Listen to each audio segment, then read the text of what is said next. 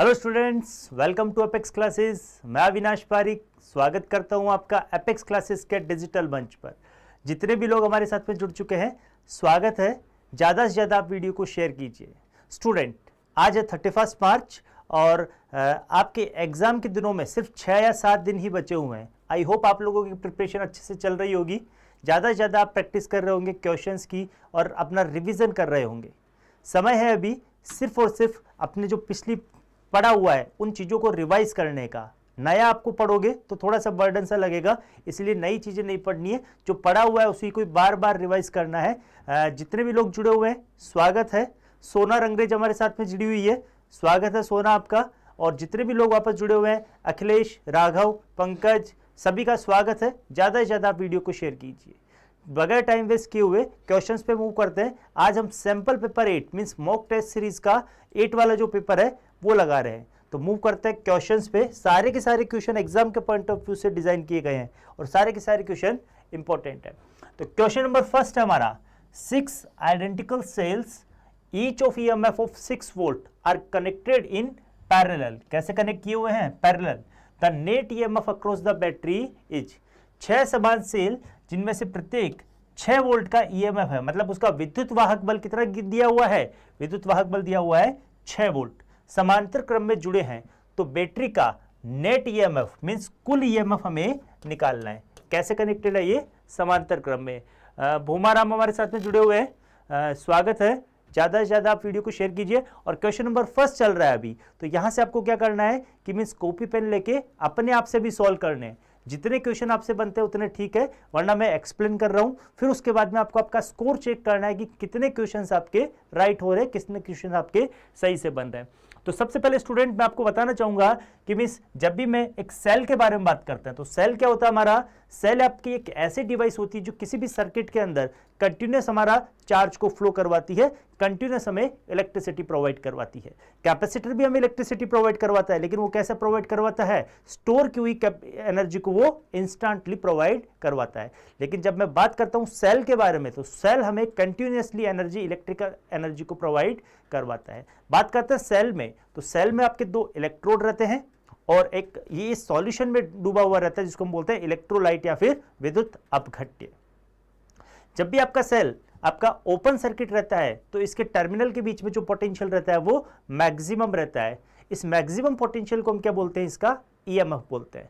लेकिन अगर मैं सेल को सर्किट में कनेक्ट कर देता हूं तो इसका सर्किट पूरा हो जाएगा, क्लोज परिपथ को बनाएगा वो सर्किट को। अगर सेल को अगर मैं सर्किट में ऐड करता हूं तो इसके इंटरनल रेजिस्टेंस में भी कुछ पोटेंशियल ड्रॉप होगा, जिसके कारण इसका पोटेंशियल क्या करेगा? डिक्रीज करेगा। इस पोटेंशियल को हम क्या कहते हैं? टर्मिनल वोल्टेज बोलते हैं। तो इस तरीके से हमारा ये सेल का बेसिक आइडिया मैंने आपको बताया है। मीन्स जब भी मैं सेल को पैरेलल में जोड़ता हूं तो हमें पता है कि पैरेलल में हमेशा क्या रहता है? हमारा टोटल ईएमएफ क्या रहता है? मीन्स पोटेंशियल हमारा क्या रहता है? बराबर रहता है, इक्वल रहता है। तो मीन्स जब भी हमारे सेल इस तरीके से कनेक्ट होने वाले हैं, आइडेंटिकल सेल है, 6 आइडेंटिकल सेल है, अगर ये सारे के सारे पैरेलल कनेक्ट होंगे तो मैं यहाँ से आपको 3 के बारे में बता रहा हूँ। ये सेल इस तरीके से आपके 6 सेल है, ये सारे के सारे सेल इस तरीके से कनेक्ट होने वाले हैं और बाहर की तरफ में एक एक्सटर्नल सोर्स लगा देता हूँ। तो सबका ईएमएफ क्या रहने वाला है? समान रहने वाला है। दैट इज अगर एक सेल का ईएमएफ 6 वोल्ट है तो बाकी रिमेनिंग का भी कितना रहेगा? टोटल ईएमएफ भी कितना रहने वाला है? 6 ईएमएफ रहने वाला है। टोटल ईएमएफ तो हमारा कितना रहेगा? टोटल ईएमएफ तो हमारा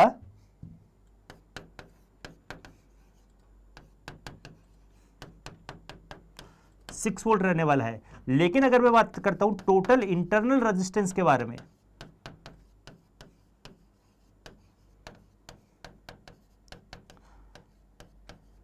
तो एक सेल का अगर इंटरनल रेजिस्टेंस R है तो इस तरीके से हमारे पास में N सेल लगे हुए हैं। तो जब भी हम बात करते हैं पैरेलल कॉम्बिनेशन के बारे में तो रेजिस्टेंस हमेशा क्या कर जाता है? हमारा डिक्रीज कर जाता है। अगर इसमें n आइडेंटिकल रेजिस्टेंस लगे हुए हैं तो हमारा रेजिस्टेंस कितना हो जाएगा? इक्विवेलेंट रेजिस्टेंस पैरेलल में R बाई N बना लेगा। तो टोटल इंटरनल रेजिस्टेंस कितना हो जाएगा? R by N। लेकिन ये सारे के सारे रेजिस्टेंस यहाँ पर ये एक्सटर्नल सर्किट में रेजिस्टेंस से जुड़े हुए हैं, तो टोटल सर्किट रेजिस्टेंस कितना रहने वाला है? Total circuit resistance, circuit resistance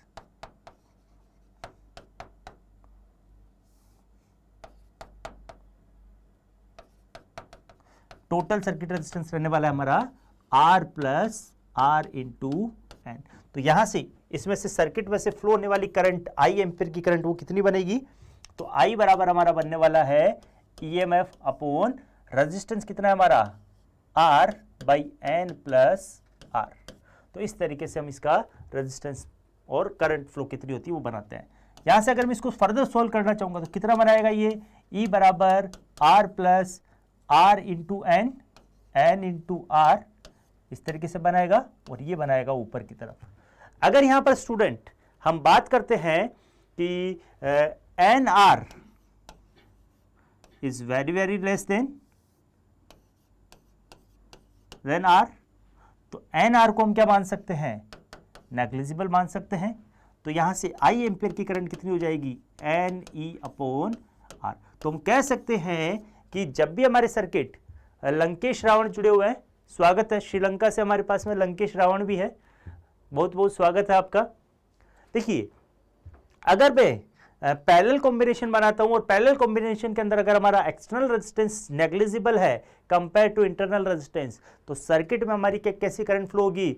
circuit में हमारी मैक्सिमम करंट फ्लो होती है, सर्किट में हमारी मैक्सिमम करंट फ्लो होती है। तो ये एक्सपेक्टेड लेवल के क्वेश्चन है, ऐसे क्वेश्चन भी आपसे ये पूछ सकते हैं। तो मींस हमने क्या क्या पढ़ा है इसके अंदर कि मींस इसका फाइनल आंसर तो कितना रहेगा? पैरेलल कॉम्बिनेशन में हमारे 6 वोल्ट रहने वाला है। अगर आपको इंटरनल रेजिस्टेंस पूछता है तो R बाई एन से रिप्रेजेंट करेंगे, टोटल रेजिस्टेंस पूछता है तो R plus R by N से रिप्रेजेंट करेंगे। साथ ही साथ में अगर आपको करंट पूछता है तो करंट का वैल्यू हम इस तरीके से फाइंड करेंगे। और स्पेशल कंडीशन आपसे कब पूछ पाएगा वो कि मींस जब भी मैं पैरेलल कॉम्बिनेशन में अगर इनको ऐड करता हूं तो इसका एक्सटर्नल रेजिस्टेंस कैसा होना चाहिए टू फाइंड मैक्सिमम करंट? तो इसका एक्सटर्नल रेजिस्टेंस क्या होना चाहिए? 0 होना चाहिए। मूव करते हैं नेक्स्ट। सुशील भाटी हमारे साथ में जुड़े हुए हैं, स्वागत है सुशील आपका। A ball is dropped from the top of a tower of 100 meter height. Simultaneously, another ball was thrown upward from the bottom of the tower with speed of 50 meter per second. They will be cross each other after. कहने का मतलब क्या है? Question में क्या पूछा गया है? ये हमारा काइनेमेटिक्स से रिलेटेड क्वेश्चन है। सारे के सारे क्वेश्चन स्टूडेंट आपके जुम्बल्ड क्वेश्चन है, मिक्स क्वेश्चन है। मिक्स क्वेश्चन की हम प्रैक्टिस कर रहे हैं क्योंकि अभी हमारा पढ़ा तो सब कुछ है, लेकिन जब तक उन चीजों को इंटीग्रेट नहीं करेंगे क्वेश्चन की फॉर्म में तब तक वो सब पढ़ा हुआ वेस्ट है। एक गेंद को 100 मीटर ऊंचाई की टावर से ऊपर से गिराया जाता है। तो जब भी मैं किसी ऑब्जेक्ट को ड्रॉप करता हूं, छोड़ता हूं, तो उसका इनिशियल वेलोसिटी क्या रहने वाला है? 0 रहने वाला है। धीरे धीरे उसकी वेलोसिटी क्या करेगी? इंक्रीज करेगी। नेक्स्ट हम बात करते हैं, इसके साथ ही एक और गेंद टावर के नीचे से 50 मीटर प्रति सेकंड की वेग से ऊपर की तरफ फेंकी जाती है। तो एक छोटी बॉल को हमें क्या करना है? दूसरी बॉल को क्या करना है? नीचे से ऊपर की तरफ फेंकना है, जिसका इनिशियल वेलोसिटी क्या रहने वाला है? 50 मीटर पर सेकंड। लेकिन जैसे जैसे वो ऊपर की तरफ आएगी, जैसे जैसे ऊपर की तरफ आएगी तो उसका वेलोसिटी क्या होने वाला है? वेलोसिटी उसका डिक्रीज होगा। तो वे एक दूसरे को कब पार करेगी? एक दूसरे को कितने समय बाद में वो पार करेगी? यहां पर ग्रेविटेशनल एक्सेलरेशन आपको क्या लेना है? ग्रेविटेशनल एक्सेलरेशन लेना आपको g बराबर 10। तो जो क्वेश्चन में बोला एक बार उसके बारे में बात कर लेते हैं कि मींस स्टूडेंट जब भी मैं बात करता हूं कि टावर की हाइट कितनी है, टावर की हाइट है 100 मीटर। अगर मैं यहां से किसी बॉल को ड्रॉप करता हूं नीचे की तरफ तो वो कुछ डिस्प्लेसमेंट ट्रेवल करेगी। इसी तरीके से नीचे से अगर मैंने किसी बॉल को फेंका है, ये तो ऊपर से आ रही है, अगर नीचे से फेंका है तो ये दोनों कब मिलेगी? जब टोटल डिस्प्लेसमेंट इनका क्या हो? इसने अगर S1 डिस्प्लेसमेंट ट्रेवल किया है और इसने नीचे से ऊपर S2 डिस्प्लेसमेंट ट्रेवल किया है, तो ये दोनों डिस्प्लेसमेंट का एडिशन हमारा किसके बराबर होने वाला है? 100 के बराबर होने वाला है। तो हम लिख सकते हैं means 100 should be equal to total displacement, total displacement.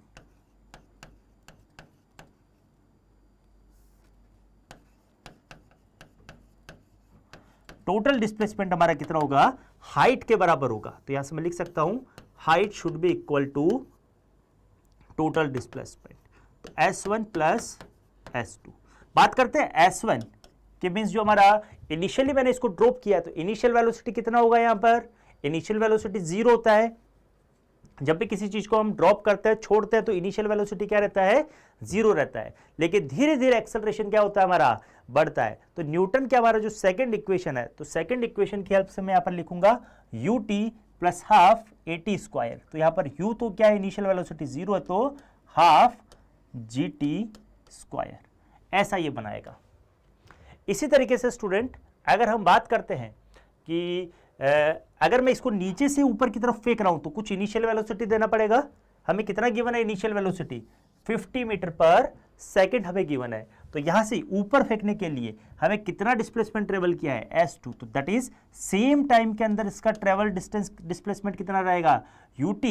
ऊपर की तरफ जा रहे तो वेलोसिटी कम होती तो ग्रेविटेशनल एक्सेलरेशन रिटार्डेशन का काम करेगा, हाफ gt स्क्वायर। तो ये हमारा s1 का वैल्यू और ये हमारा s2 का वैल्यू, ये हमारा जो नीचे आ रही है बॉल उसका डिस्प्लेसमेंट और ये ऊपर की तरफ जा रही है उसका डिस्प्लेसमेंट। दोनों को अगर मैं ऐड करता हूं तो ये माइनस और ये प्लस एक कैंसिल आउट हो जाएगा और ये ut हमारा किसके बराबर हो जाएगा, हाइट के बराबर। That is 100 equal to, values को मैं यहां पर रखता हूं तो ut। तो यहां से u का वैल्यू हमें कितना गिवन है क्वेश्चन के अंदर, मींस 50 मीटर पर सेकंड से उसको बॉल को ऊपर की तरफ फेंका जाता है। तो u का वैल्यू मैं पुट करता हूं, दैट इज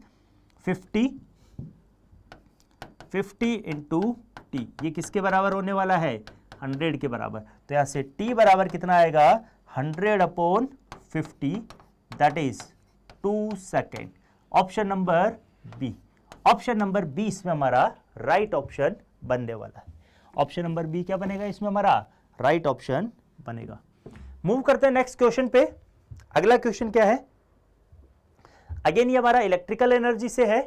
सारे के सारे क्वेश्चन हमारे जुम्बल्ड है। देखिए, power applied to a particle varies with p बराबर कितना गिवन आपको, पावर का value 3t square minus 2t plus 1 watt, where t is in second, find the change in kinetic energy between t बराबर 2 second to 4 second. एक कण पर लागू शक्ति समय के साथ इस प्रकार से परिवर्तित होती है। तो गतिज ऊर्जा t बराबर 2 सेकंड से 4 सेकंड के बीच में गतिज ऊर्जा में कितना परिवर्तन हो रहा है, चेंज इन काइनेटिक एनर्जी के बारे में पूछा है। तो स्टूडेंट बात करते हैं कि पावर किसे कहते हैं, पावर किसे कहते हैं हम, rate of change of energy with respect to time. ऊर्जा में समय के सापेक्ष परिवर्तन की दर को हम क्या कहते हैं, पावर कहते हैं। या फिर हम इसको बोल सकते हैं कार्य में परिवर्तन की दर को हम क्या बोलते हैं, पावर बोलते हैं, इस तरीके से। तो मैं यहाँ पे लिखना चाहूंगा कि मीन्स पावर क्या होती है हमारी, P बराबर dE/dt, change in energy with respect to time. यहां पर आपको काइनेटिक एनर्जी पूछी है तो मीन्स काइनेटिक एनर्जी में टाइम के रेस्पेक्ट में कितना चेंज हो रहा है वो हमारा यहाँ पे डिनोट करता है। तो यहां से अगर मैं इस फॉर्मूला को रीअरेंज करना चाहता हूं, मीन्स E को मैं P की फॉर्मेट में लेकर आना चाहता हूं, तो यहां पर हमारा एनर्जी का फॉर्मूला क्या बन जाएगा, चेंज इन काइनेटिक एनर्जी कितना बन जाएगा, integration of P with respect to dt, और टाइम पीरियड आपको कितना गिवन है, 2 सेकेंड से 4 सेकेंड। तो इंटीग्रेशन की लिमिट क्या हो जाएगी हमारी, 2 सेकेंड से 4 सेकेंड। पुट करता हूं मैं, P का वैल्यू क्वेश्चन में हमें कितना गिवन है, P का वैल्यू हमें क्वेश्चन में इस तरीके से 3t square minus 2t plus 1 given है। तो चेंज इन काइनेटिक एनर्जी कितना आ जाएगा हमारे यहां से, इंटीग्रेशन ऑफ 2 to 4, यहां पर आएगा 3t square minus 2t plus 1 dt। यहां से इसका इंटीग्रेशन करते हैं टाइम के रेस्पेक्ट पे। अगर टी स्क्वायर का इंटीग्रेशन करते हैं तो कितना आता है, x की पावर n का इंटीग्रेशन कितना होता है, x की power n plus 1 upon n plus 1। तो यहां पर आपका t स्क्वायर है तो इसका इंटीग्रेशन कितना होगा, t की पावर 3 अपॉन 3। ये 3 से ये 3 कैंसिल आउट होगी, कितना बना लेगा, कितना बना लेगा, t की power 3। Again minus t square, t है माइनस 2t है तो इसका इंटीग्रेशन कितना होने वाला है, टी स्क्वायर अपॉन 2 से 2 कैंसिल आउट होगी, कितना बना लेगा, टी स्क्वायर। अगेन यहाँ पर एक कांस्टेंट है तो यहाँ का इस कांस्टेंट का इंटीग्रेशन कितना हो जाएगा, टी, और लिमिट हमारे पास में है 0 से 2 से 4। अगर मैं यहाँ पर ये लिमिट को पुट करता हूँ तो मुझे चेंज इन एनर्जी फाइंड होगी। अगर हम लिमिट को पुट करते हैं तो यहाँ से हमें क्या मिलने वाला है, तो यहाँ से अगर मैं इसको वैल्यूज को पुट करता हूँ इस तरीके से, तो 4 का cube that is 64 minus T square that is 16 plus T that is 4। तो ये हमारा एक एक्सप्रेशन बनेगा। अगेन लिमिट -2 में लिखता हूं तो माइनस टी का क्यूब मतलब 2 का क्यूब दैट इज 8 माइनस 2 का स्क्वायर दैट इज 4 प्लस 2। इन सबको हम सॉल्व करते हैं तो फाइनली हमारा कितना बनाने वाला है ये 46 जूल। फाइनली हमारा एक्सप्रेशन बन के आने वाला है 46 joule. That is option number हमारा इसमें क्या राइट होने वाला है, ऑप्शन नंबर बी इसमें हमारा राइट ऑप्शन बनेगा। दैट इज 46 जूल हमारा यहाँ पर आंसर बनने वाला है। स्टूडेंट आप वीडियो को ज्यादा से ज्यादा शेयर कीजिए, जितने भी लोग हमारे साथ में जुड़ चुके हैं स्वागत है सभी का, और ज्यादा से ज्यादा आप वीडियो को शेयर करते रहिए। क्वेश्चंस आपके सारे के सारे एग्जाम के पॉइंट ऑफ व्यू से इंपॉर्टेंट है। देखिए, in a P type semiconductor the majority carriers of current are, P प्रकार के अर्धचालक में धारा के बहुसंख्यक वाहक होते हैं। तो जब भी मैं बात करता हूं पी टाइप के मटेरियल सेमीकंडक्टर मटेरियल के बारे में, तो पी टाइप का सेमीकंडक्टर मटेरियल हमारा किससे मिलकर बना होता है, उसमें मेजॉरिटी चार्ज कैरियर्स कौन से होते हैं, हमारे होल होते हैं। मीन्स ये हमारा किससे मिलकर बना होता है, मीन्स ये हमारा डोनर एटम से मिलकर बना होता है। तो यहां पर मेजॉरिटी चार्ज कैरियर्स क्या रहेंगे, हमारे होल रहने वाले हैं। बात करते हैं कि जब भी मुझे पी टाइप का मटेरियल बनाना है तो मुझे इसमें ट्राईवैलेंट इंप्योरिटी मिलानी पड़ेगी, जो कि आपका आवर्त सारणी के अंदर तीसरे ग्रुप में है। कौन कौन से है इसके अंदर, बोरोन, एल्यूमिनियम, गैलियम, इंडियम, ये सारे के सारे हमारे किस टाइप के मटेरियल है, इसमें पी टाइप की इंप्योरिटी मिलानी होती है। तो राइट ऑप्शन क्या बनेगा इसमें, option number C, that is holes होते हैं हमारे पी टाइप पे मेजॉरिटी चार्ज कैरियर्स की फॉर्म में। मूव करते हैं नेक्स्ट क्वेश्चन पे। नेक्स्ट क्वेश्चन में आपको क्या गिवन है, क्वेश्चन थोड़ा सा लेंथी है, थोड़ा सा इसमें ऑप्शंस वगैरह भी कट रहे होंगे, ऑप्शंस वगैरह आपके कट रहे हैं तो मैं इसको थोड़ा सा रीड कर दूंगा किस तरीके से होता है। देखिए, सबसे पहले क्वेश्चन को पढ़ते हैं। अच्छा क्वेश्चन है, if a person with a spring balance and a body hanging from it goes up and up in aeroplane, then the reading of the weight of the body as indicated by the spring balance will be. एक व्यक्ति है जिसके पास spring balance है और उससे लटका हुआ शरीर हवाई जहाज से में ऊपर और ऊपर जाता है, तो स्प्रिंग बैलेंस में दर्शाए गए पिंड का वजन का पठन क्या होगा। तो स्टूडेंट सबसे पहले मैं आपको क्वेश्चन को एक्सप्लेन करूंगा क्या बताया गया है। माना कि इस तरीके से हमारे पास में ये एक प्लेटफॉर्म है और नीचे ये एक स्प्रिंग लगी हुई है। तो यहां पर आपका कोई भी एक अगर पर्सन खड़ा है, इस तरीके से कोई भी पर्सन खड़ा है, तो अगर जैसे ही वो स्प्रिंग को पुश करेगा तो वो ऊपर की तरफ उठेगा। सबसे पहले इसका मास हमारा किस तरफ लगने वाला है, मास mg नीचे की तरफ, एक्सेलरेशन ऊपर की तरफ। तो सबसे पहले इसका एपरेंट वेट कितना होने वाला है, mg प्लस e, मतलब क्या करेगा, वेट इसका क्या करने वाला है, बढ़ने वाला है। लेकिन जैसे ही ऊपर की तरफ जाएगा फिर मोशन हमारा किधर होगा, नीचे की तरफ, मीन्स एक्सेलरेशन हमारा कम होगा, दैट इज नीचे की तरफ आएगा।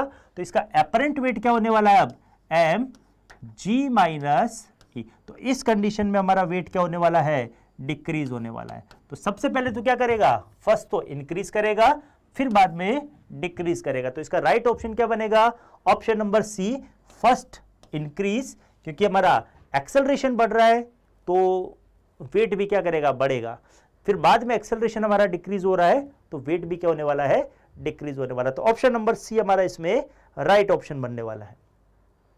क्वेश्चन में क्या बोला गया है, a thin lens of glass, glass का हमें कितना गिवन है, refractive index 1.5 of focal length plus 10 centimetre is immerse in water, then the new focal length will be. तो मीन्स जब भी हमारा ग्लास एयर के अंदर रखा हुआ है तो वहां पर हमारा इसका रेफ्रेक्टिव इंडेक्स कितना है, 1.5। लेकिन यही ग्लास अगर हमारा वाटर के अंदर ले जाया जाता है तो इसका रेफ्रेक्टिव इंडेक्स कितना हो जाएगा, 1.33 आपको गिवन है। फोकल लेंथ इनिशियली उसका 10 सेंटीमीटर है, तो न्यू फोकल लेंथ आपको फाइंड करनी है। तो स्टूडेंट मैं आपको बताना चाहूंगा कि मीन्स इनिशियली हमारी फोकल लेंथ कितनी गिवन है, इनिशियली एयर में आपकी फोकल लेंथ कितनी गिवन है, एयर के अंदर आपकी फोकल लेंथ गिवन है प्लस 10 सेंटीमीटर। वाटर के अंदर आपकी पूछिए, अगर मैं उसको वाटर में ले जाता हूं तो फोकल लेंथ कितनी होगी। अगर मैं बात करता हूं तो म्यू एयर में आपको कितना गिवन है, ग्लास का 1.5 दैट इज इसको मैं लिख सकता हूं यहां से, इसको मैं लिख सकता हूं 3/2। यहां का आपको रिफ्रैक्टिव इंडेक्स कितना गिवन है 1.33, तो इसको मैं लिख सकता हूं 4/3, दैट इज किसके बराबर हो जाएगा 1.33 के। तो स्टूडेंट इनिशियली मैं बात करता हूं ईयर के लिए, तो हमारा जो रिफ्रैक्टिव इंडेक्स और इनका रिलेशन रहेगा क्या रहने वाला है, इनकी रेडियस का मतलब जो हमारा है इनका क्या रहने वाला है 1 upon focal length mu a minus 1 into 1 upon R1 minus R2। यहां पर म्यू ए का वैल्यू अगर मैं पुट करता हूं तो कितना आने वाला है, अगर मैं यहां से म्यू ए का वैल्यू पुट करता हूं तो 1 upon F A equal to 1.5 minus 1, that is 0.5। 0.5 को हम क्या लिख सकते हैं, 0.5 को हम लिख सकते हैं यहां से 1/2 लिख सकते हैं। 0.5 को हम क्या लिख देंगे यहां से 1/2 लिख देंगे। यहां से इसको हम लिखने वाले हैं 1/2। तो क्या बनने वाला expression 1/2 1 upon R1 minus 1 upon R2। तो ये कितना बनाएगा हमारा, इस तरीके से फोकल लेंथ ये बनने वाली। अगर मैं स्टूडेंट बात करता हूं वाटर के लिए, अगर मैं इन चीजों को वाटर में लिखकर चला जाता हूं तो वहां पर हमारी फोकल लेंथ कितनी बनेगी 1 upon water, that is mu air upon mu water minus 1 into 1 upon R1 minus 1 upon R2। इस तरीके से ये हमारा बनने वाला है। तो स्टूडेंट अगर मैं वैल्यूज को पुट करता हूं यहां पर अगेन, अगर मैं mu A upon mu W का वैल्यू को पुट करता हूं तो कितना आने वाला है 1 upon F W equal to 1 upon, इसको मैंने पुट किया है 3/2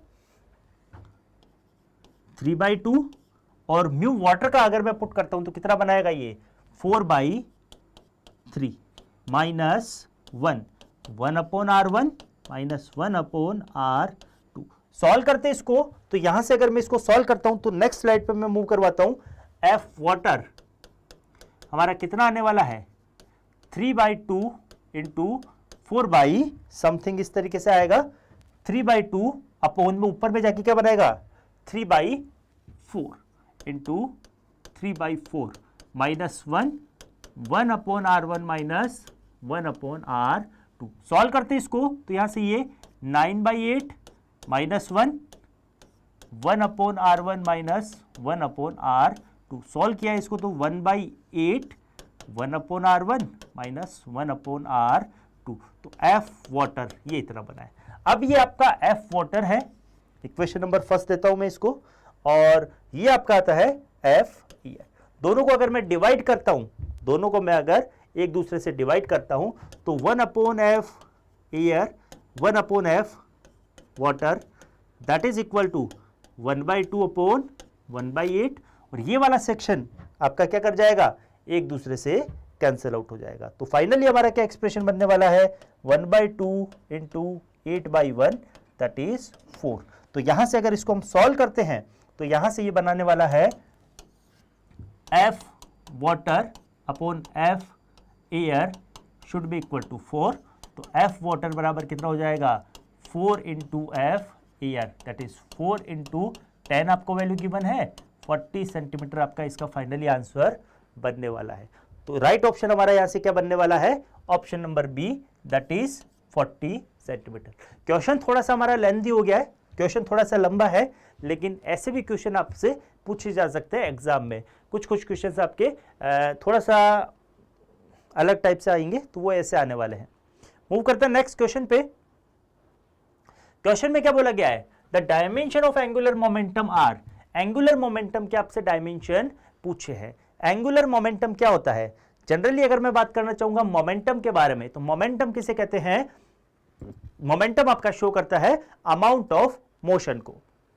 जब भी मैं बात करता हूं रोटेशनल मोशन के बारे में, तो रोटेशनल मोशन या फिर सर्कुलर मोशन में किस अमाउंट से आपका मोशन हो रहा है उसको कौन शो करेगा हमारा, मींस एंगुलर मोमेंटम कोणीय संवेग प्रदर्शित करता है। जनरली अगर मैं बात करता हूं तो एंगुलर मोमेंटम को एल से रिप्रेजेंट करूंगा, दैट इज एल, ये रिप्रेजेंट करेगा आर क्रॉस P से रिप्रेजेंट किया जाता है, एक वेक्टर क्वांटिटी होती है। अगर इसको मैं जनरल और फर्दर फॉर्मेट में लेकर आता हूं तो ये आपका क्या बनने वाला है, L बराबर mv/r, इस तरीके से हम इसको रिप्रेजेंट करते हैं। तो अगर मैं इसके डायमेंशन के बारे में बात करता हूं तो एंगुलर मोमेंटम का हमारा डायमेंशन कितना बन के आने वाला है, m4 मास के लिए है, यहां पर m4 मास के लिए है, तो यहां पर डायमेंशन बनने वाली है m1। इसी तरीके से v वेलोसिटी का डायमेंशन क्या बनने वाला है, L1t-1, और इसी तरीके से यहां पर r का मतलब क्या होता है, अगेन डिस्टेंस लेंथ को रिप्रेजेंट कर रहा है, तो यहां पर डायमेंशन क्या बनने वाले हैं, L1। अगर हम इसको सॉल्व करते हैं तो फाइनली ये क्या बनाने वाला है, m1 L2t-1, डायमेंशन क्या बनेंगे, m1 L2t-1, that is option number B इसमें हमारा राइट ऑप्शन बनने वाला है। ऑप्शन नंबर बी इसमें हमारा करेक्ट ऑप्शन बनेगा। मूव करते हैं नेक्स्ट क्वेश्चन पे। नेक्स्ट क्वेश्चन में क्या बोला गया है, Zener diode is used for, Zener diode का हम क्या क्या यूज करते हैं, तो बात करते हैं जेनर डायोड। जेनर डायोड आपका स्टेबलाइजेशन के लिए काम में आता है।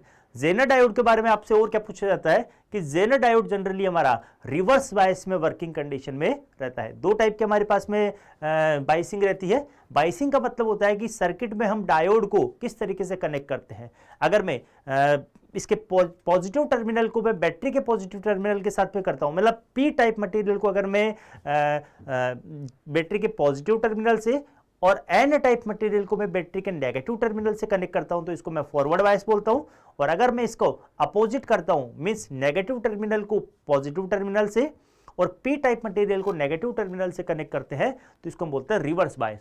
तो जीनर डायोड हमेशा किस में वर्क करता है, हमारा जीनर डायोड हमेशा रिवर्स बायस में काम करता है। और ये किसके लिए प्रयोग में किया जाता है, स्टेबलाइजेशन के लिए, वोल्टेज रेगुलेशन या फिर वोल्टेज स्टेबलाइजेशन के लिए हम इसका यूज करते हैं। ठीक है, मूव करते हैं नेक्स्ट क्वेश्चन में। आपको थोड़ा सा यहां से मिस्टेक है, क्वेश्चन में ये क्या बोला गया है यहां से कि मींस आपका जो जियो स्टेशनरी सैटेलाइट है, भू स्थिर उपग्रह है, वो किन किन बातों को फॉलो करता है, हेज टाइम पीरियड ऑफ 2400, 24 घंटे की इसकी अवधि रहती है, हैज इक्वेटोरियल ऑर्बिट, ये इसकी कक्षा भूमध्य रेखीय होती है, ऑल ऑफ अबाउ। तो इसके बारे में हम बात करते हैं जियो स्टेशनरी सैटेलाइट। ऐसा सैटेलाइट जो पृथ्वी से 36,000 किलोमीटर की ऊंचाई पर रहता है उसको हम कौन सा सैटेलाइट बोलते हैं, जियो स्टेशनरी सैटेलाइट या फिर जियो सिंक्रोनियस सैटेलाइट। ये हमारी पृथ्वी की जो भूमध्य रेखीय कक्षा रहती है उसमें स्थित रहता है। पूरी की पूरी पृथ्वी को ढकने के लिए हमें 3 सैटेलाइट की आवश्यकता होती है और ये तीनों के तीनों सैटेलाइट कितने डिग्री कोण पर बने रहते हैं, एक दूसरे से 120 डिग्री के कोण पर बने रहते हैं। तो ये सारी की सारी विशेषताएं हमारी किसकी है, जियो स्टेशनरी सैटेलाइट की या फिर जियो सिंक्रोनियस सैटेलाइट। जियो सिंक्रोनियस क्यों बोला है, क्योंकि इसका जो आवर्तकाल रहता है ये पृथ्वी के आवर्तकाल के बराबर रहता है। तो राइट ऑप्शन क्या बनेगा इसमें, ऑप्शन नंबर डी इसमें हमारा राइट ऑप्शन बनने वाला है। मूव करते हैं नेक्स्ट क्वेश्चन पे, आगे के क्वेश्चन पे मूव करते हैं। क्वेश्चन में क्या बोला गया है, देखिए, for a cell the terminal volt difference is 2.2 volt. तो टर्मिनल पोटेंशियल हमें कितना गिवन है, 2.2 वोल्ट आपको गिवन है। When the circuit is open, means circuit जब भी ओपन रहता है तो हमारा जो पोटेंशियल आएगा वो क्या आएगा, उसको हम E से रिप्रेजेंट करते हैं, दैट इज EMF। लेकिन जब भी सर्किट को हम कनेक्ट करते हैं एक्सटर्नल सर्किट से तो उसका जो EMF रहेगा वो कुछ रिड्यूस हो जाएगा और इस रिड्यूस्ड EMF को हम बोलते हैं टर्मिनल वोल्टेज। तो टर्मिनल वोल्टेज आपको कितना गिवन है, 1.8 वोल्ट, 1.8 वोल्ट। इसी तरीके से अगर इसको मैंने एक्सटर्नल सर्किट से कनेक्ट किया है जिसका रेजिस्टेंस कितना है, 5 ओम आपको गिवन है। तो जीपी आपके साथ हमारे साथ में जुड़े हैं, स्वागत है जीपी इनकिया, हेलो। ज़्यादा से ज़्यादा वीडियो को शेयर कीजिए। यहाँ पे आपको एक्सटर्नल रेजिस्टेंस कितना गिवन है, दैट इज R बराबर 5 ओम आपको गिवन है। कितना गिवन है, 5 ओम। तो आपसे क्या पूछा गया है, इंटरनल रेजिस्टेंस पूछा है, सेल का आंतरिक प्रतिरोध पूछा है। तो सेल का आंतरिक प्रतिरोध हम किसे कहेंगे, सेल का आंतरिक प्रतिरोध किसे कहेंगे कि जब भी मैं सेल को कनेक्ट करता हूं तो उसके अंदर इलेक्ट्रिक करंट फ्लो होगी। इलेक्ट्रिक करंट फ्लो होगी तो जो उसका इलेक्ट्रोलाइट सॉल्यूशन है या फिर हम बात करते हैं उसका विद्युत अपघट्य है, वो धारा प्रवाह में कुछ अवरोध देगा। इस अवरोध को हम क्या कहते हैं, उसका आंतरिक प्रतिरोध कहते हैं। स्टूडेंट, क्या पूछा जा सकता है आपसे कि ये जो आंतरिक प्रतिरोध है ये किन किन चीजों पर निर्भर करता है, तो ये आपका किन किन चीजों पर निर्भर करता है, ये आपका निर्भर करता है कि मींस जो हमारा सेल होता है उसका इलेक्ट्रोलाइट का नेचर क्या है, इलेक्ट्रोडों का नेचर क्या है, इन दोनों चीजों पर निर्भर करता है। साथ ही साथ में ये निर्भर करता है कि मींस दोनों के दोनों इलेक्ट्रोड हमारी कितनी दूरी पर स्थित है, एक दूसरे से दूरी भी पर भी ये निर्भर करता है। साथ ही साथ में ये निर्भर करता है कि जो आपका इलेक्ट्रोलाइट के अंदर जो इलेक्ट्रोड है वो कितने पार्ट तक डूबे हुए हैं। जितना ज्यादा पार्ट वो डूबा हुआ रहेगा तो रेजिस्टेंस क्या रहेगा, रेजिस्टेंस उतना से उतना ही कम रहने वाला है। तो यहां से राइट ऑप्शन हमारा हम फाइंड करते हैं, इंटरनल रेजिस्टेंस के बारे में पूछा है तो R बराबर कितना हो जाएगा हमारा E/V -1 इंटू R, इतना ही हमारा आने वाला है। देखिए अगर मैं वैल्यूज को पुट करता हूं तो यहां से अगर मैं E का वैल्यू 2.2 पुट करता हूं, E का वैल्यू 2.2 पुट करता हूं और V का वैल्यू मैं 1.8 पुट करता हूं, -1 इंटू एक्सटर्नल रेजिस्टेंस हमें कितना गिवन है, 5 गिवन है। तो यहां से हमारा राइट ऑप्शन क्या बनेगा, ऑप्शन हमारा यहां पे एक ये गलत दिया हुआ है, 10/9 बनने वाला है। तो यहां से इसको सॉल्व करते हैं, तो सॉल्व करने के बाद में ये 11 टाइम, ये 9 टाइम, तो 11 - 9/9 इंटू 5, दैट इज 11 में से 9 गया तो 10, 10 इंटू 5/9, दैट इज यहां पे 2 बनाएगा। ये कितना बनाने वाला है, 11 - 9, 2 into 5/9, that is 10/9, that is option number A इस पे हमारा राइट ऑप्शन बनने वाला है। ऑप्शन नंबर ए क्या बनेगा, इसमें राइट ऑप्शन बनने वाला है। मूव करते हैं नेक्स्ट क्वेश्चन पे। अगले क्वेश्चन पे क्या बोला गया है, एक बार रीड कीजिए क्वेश्चन को।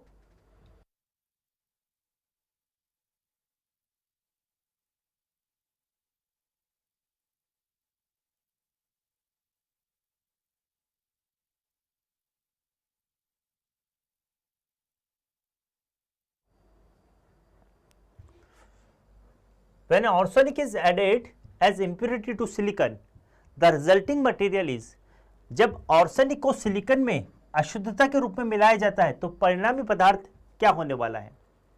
तो जब भी मैं आर्सेनिक को मिलाता हूं तो हमारा परिणामी पदार्थ क्या रहने वाला है।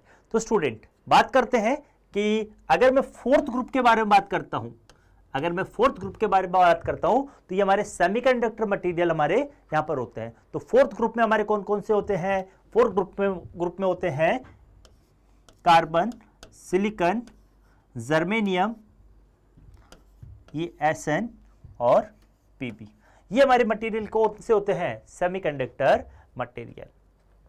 अगर इनकी कंडक्टिविटी को बढ़ानी होती है तो इसमें कुछ हम इंप्योरिटीज मिलाते हैं, वो इंप्योरिटीज में या तो थर्ड ग्रुप से मिलाने वाला हूं या फिर मैं फिफ्थ ग्रुप से मिलाने वाला हूं।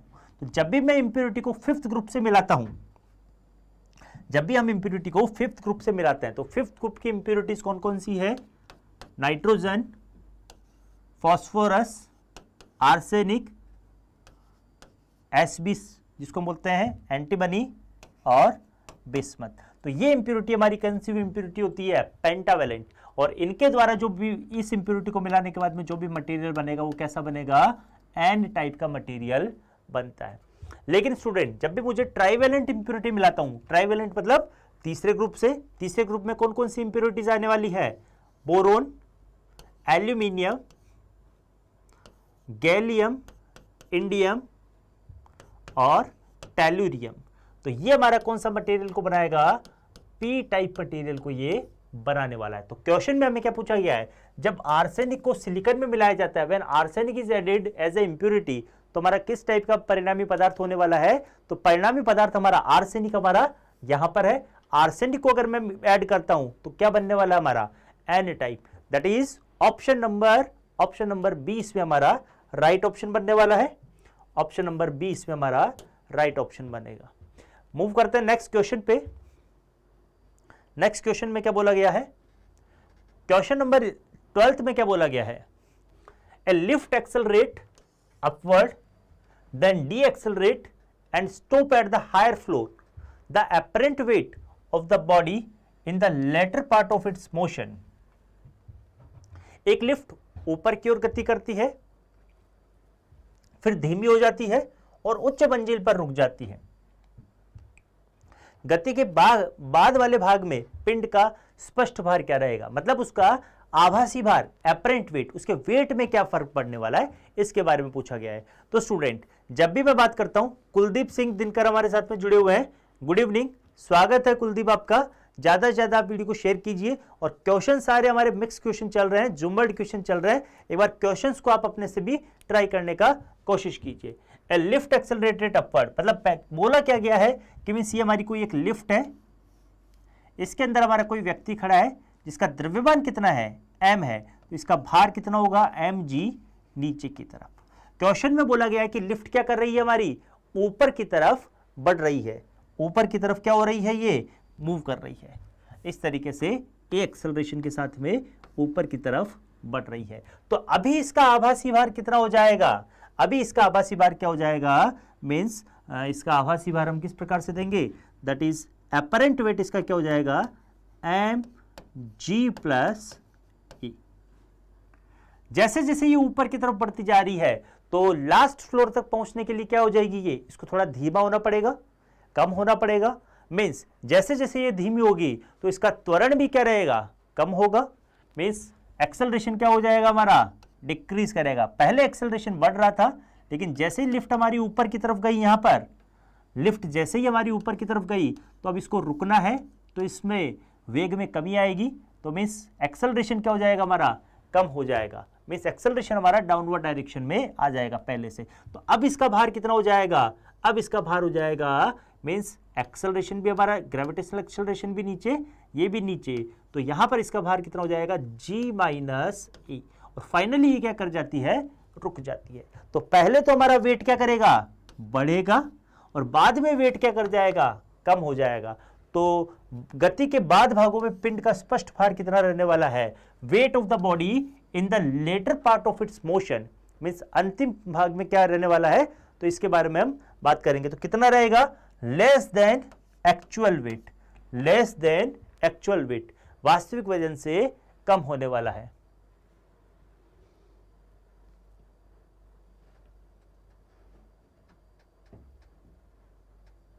चलिए मूव करते हैं next. A hot electric iron has a resistance of 80 ohm and is used on a 200 volt source, the electrical power spent if used to 2 hour will be। Question में क्या given है कि मीन्स एक गर्म बिजली के लोहे का प्रतिरोध कितना क्वेश्चन में गिवन है, 80 ओम गिवन है। मीन्स कोई आपका वायर है जिसका रेजिस्टेंस कितना गिवन है, 80 ओम गिवन है, 80 ओम गिवन है, ठीक है। और इसका उपयोग 200 वोल्ट स्रोत पर किया जाता है। खर्च की गई विद्युत ऊर्जा, आपको एनर्जी फाइंड करनी है यदि इसे 2 घंटे के लिए उपयोग में लिया जाता है। तो स्टूडेंट, कुलदीप दिनकर जो भी आपने लिखा है वो टेक्निकल टीम ने उसको रीड कर लिया है और वो आपकी इंफॉर्मेशन जो भी है वो आपका आगे तक पहुंचा देंगे, ठीक है। देखिए क्वेश्चन में आपको क्या गिवन है, V बराबर आपको कितना गिवन है, V बराबर आपका 200 गिवन है। रेजिस्टेंस आपको कितना गिवन है, R बराबर 80 ओम गिवन है। और टाइम पीरियड आपको कितना गिवन है, 2 आवर आपको गिवन है। तो यहां से सबसे पहले स्टूडेंट हम बात करेंगे पावर। पावर क्या होता है हमारा, पावर को हम किस तरीके से पढ़ने वाले हैं, पावर होगा हमारा V² अपॉन R से हम इसको रिप्रेजेंट करते हैं। तो सबसे पहले मैं इस हॉट इलेक्ट्रिक आयरन का पावर निकालता हूं, कितना आने वाला है, तो 200 इंटू 200 अपॉन रेजिस्टेंस का वैल्यू कितना गिवन है, 80। तो सॉल्व करते हैं इसको, तो अगर मैं इसको कैंसिल आउट करता हूं 4 से, तो ये आपका 2 टाइम्स और ये आपका 5 टाइम्स। अगेन इसको हम सॉल्व करते तो 100, दैट इज 500 वोट हमारा क्या आने वाला है, यहां पर पावर निकल के आने वाला है, पावर। स्टूडेंट हमें क्या पूछा है, एनर्जी के बारे में पूछा है, इलेक्ट्रिकल एनर्जी के बारे में पूछा। तो एनर्जी कितनी होगी, power into time, power into time. तो पावर कितना है, 500 गिवन है और टाइम हमें कितना गिवन है, टाइम हमें गिवन है 2 आवर। तो यहां से फाइनली कितना बनाएगा, 1000 वॉट आवर। तो राइट ऑप्शन बनेगा इसमें option number C. Option number C हमारा राइट ऑप्शन रहेगा। मूव करते हैं नेक्स्ट क्वेश्चन पे। Two lenses of power 12 dioptre and -2 dioptre are combined together, what is the their equivalent focal length. हमारे पास में यहां पर +12 डायोप्टर और -2 डायोप्टर शक्ति के दो लेंस एक साथ रखे हुए हैं, तो उनकी संयुक्त शक्ति या संयुक्त फोकल दूरी क्या होने वाली है, फोकल दूरी के बारे में पूछा है। तो स्टूडेंट हमें पता है कि फोकल दूरी हमें क्या हमेशा क्या रहती है। अगर मैं पावर के बारे में बात करता हूं तो पावर क्या रहने वाला है, टोटल पावर हमारा P1 प्लस P2 के बराबर रहता है। लेकिन अगर मैं बात करता हूं कि मीन्स जब भी इनकी फोकस दूरी के बारे में बात करूंगा तो फोकस दूरी क्या रहती है, हमारी पावर का रेसिप्रोकल रहती है, दैट इज 1/f। तो यहां से हमें फोकल दूरी फाइंड करनी है। तो इसकी कंबाइंड पावर कितनी आने वाली है स्टूडेंट। अगर हम इसकी कंबाइंड पावर के बारे में बात करते हैं तो पावर हमारा कंबाइंड कितना हो जाएगा, +12 -2 गिवन है, तो 10 डायोप्टर हमारी इसकी कंबाइंड पावर आने वाली, जो कि प्लस पे आएगी। फोकल दूरी हमेशा क्या रहती है, फोकल दूरी हमेशा क्या रहती है, 100/पावर सेंटीमीटर में आनी है। इसीलिए तो जैसे ही हमने इसको पुट किया है तो लंकेश किसका बता रहे हैं, बी आंसर बता रहे हैं। इसका आंसर अगर बी बता रहे हैं तो अभी हम चेक करते हैं इसका आंसर क्या आने वाला है। देखिए 100/P मैं पुट करता हूं, टोटल पावर हमारी 10 है, दैट इज 10। पुट करने के बाद में यहां पर focal length, combined focal length कितनी आने वाली है, 10 centimetre, that is option number A. Option number A होगा हमारा क्वेश्चन नंबर 14 में। पूनम गुजर हमारे साथ में जुड़े हुए हैं, स्वागत है पूनम आपका। ज़्यादा से ज़्यादा आप इसको वीडियो को शेयर कीजिए और क्वेश्चन सारे के सारे आपके एग्जाम के पॉइंट ऑफ व्यू से बताए हुए हैं। देखिए मूव करते हैं नेक्स्ट क्वेश्चन पे। If momentum is increase by 20% then the kinetic energy is increase by, यदि संवेग में 20% की वृद्धि की जाती है तो गतिज ऊर्जा कितनी बढ़ जाएगी, इसकी काइनेटिक एनर्जी पर क्या इफेक्ट पड़ने वाला है, काइनेटिक एनर्जी हमारी कितनी चेंज होगी। तो स्टूडेंट अगर मैं बात करता हूं कि काइनेटिक एनर्जी और मोमेंटम में किस प्रकार का रिलेशन रहता है, तो काइनेटिक एनर्जी और मोमेंटम में हमारा क्या रिलेशन रहने वाला है, मोमेंटम को मैं जनरली P से रिप्रेजेंट करता हूं, तो मोमेंटम और काइनेटिक एनर्जी में क्या रिलेशन रहेगा, 2me √2me, जहां पर m क्या है हमारा मास को रिप्रेजेंट करता है और E किसको रिप्रेजेंट करता है, हमारा E हमारा काइनेटिक एनर्जी को रिप्रेजेंट करता है। तो हम यहां से कह सकते हैं कि मास अगर हमारा कांस्टेंट है तो हम लिखेंगे momentum is directly proportional to √E। Question में आपको क्या बोला गया है कि संवेग में कितने प्रतिशत की वृद्धि होती है, 20% की वृद्धि होती है। दैट इज अगर आपका इनिशियली ये 5% की वृद्धि हो रही है, 5% की वृद्धि को मैं कैसे प्रदर्शित करूंगा, मीन्स 5/10, दैट इज 1/20, सॉरी वहां पर लिखा है 20% की वृद्धि हो रही है। 20% का मतलब क्या होता है, 1/5 मीन्स 5 पर 1 की वृद्धि, मतलब पहले अगर P1 का वैल्यू 5 था तो अब बढ़कर ये कितना हो गया, 5 में 1 बढ़ गया है, दैट इज 6। तो P1/P2 का रेशियो आपको कितना गिवन है, P1/P2 का रेशियो आपको गिवन है 5/6, 5/6। तो इसी तरीके से P1/P2 किसके डायरेक्टली प्रोपोर्शनल है, √E के। तो हम कह सकते हैं कि एनर्जी का रेशियो भी कितना आ जाएगा, E1/E2। दोनों तरफ में क्या करता हूं, स्क्वायर लेता हूं, तो ये रेशियो हमारा कितना बना लेगा, 25/36, दैट इज E1/E2। तो कितना चेंज हो रहा है, इनिशियली हमारा एनर्जी कितना था, 25 था, अब एनर्जी इंक्रीज होकर कितनी हो गई है, 36 हो गई है, मतलब 25 से वो 36 हो गई है। कितनी वृद्धि हुई उसमें, 11 की वृद्धि हुई है। तो यहां से कितना परसेंटेज इंक्रीज होगा हमारा एनर्जी में, तो 11, 25 से 36, मतलब 11 की वृद्धि हुई है, कितने पर, 25 पर। तो 11/25 गुणा 100, सॉल्व करते तो 25 से इसको कितनी बार कट होगा, ये 4 टाइम, दैट इज 44% की हमारी वृद्धि हुई है। That is option number C इसमें हमारा राइट ऑप्शन बनने वाला है। राइट ऑप्शन क्या बनेगा इसमें, ऑप्शन नंबर सी। तो ये आज हमारे थे 15 क्वेश्चन का हमने एक सेट लगाया है, सारे के सारे क्वेश्चन एग्जाम के पॉइंट ऑफ व्यू से इंपॉर्टेंट है। मिलते हैं हम नेक्स्ट क्लास में, जहां पर हम नेक्स्ट जो अपग्रेडेड लेवल के क्वेश्चंस है वो और कुछ क्वेश्चंस करने वाले हैं। तो मिलते हैं मॉक टेस्ट हमारे नेक्स्ट वाले क्लास में। तो तब तक के लिए थैंक यू, जय हिंद।